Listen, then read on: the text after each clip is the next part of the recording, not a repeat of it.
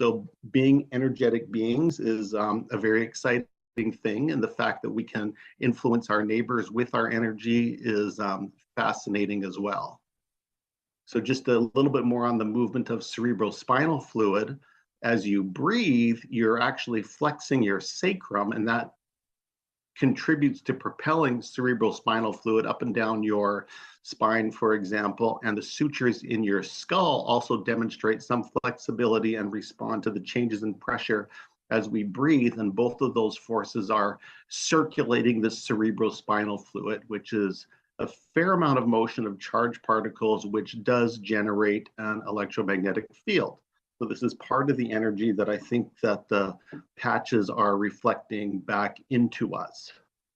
To complicate that a little bit, we have a series of nerve ganglia, or tangles of nerves, mini brains that exist along our central spinal column, 7 major energy centers, which are a nerve plexus, which are paired with a major organ and also a major gland. And so the electrophysiologic activity in each of those centers has charge motion. It's generating a certain amount of field energy in and of itself.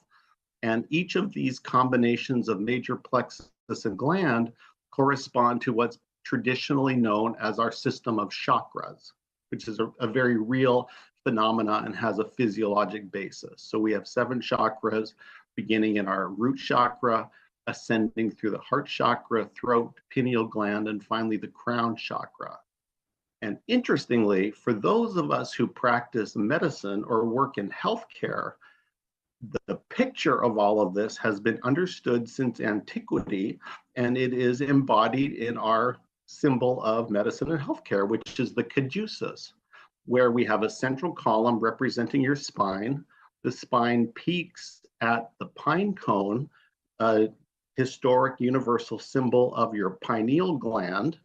The spinal fluid ascending along your spine is represented by twisting serpents that finally arrive at the pineal gland.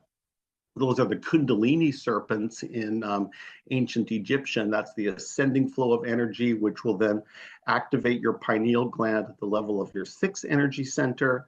And with that activation comes the liberation of the self, represented by wings. And finally, the crowning attainment of your full human potential with activation of the crown chakra, which is your 7th energy center, also corresponding to the pituitary gland.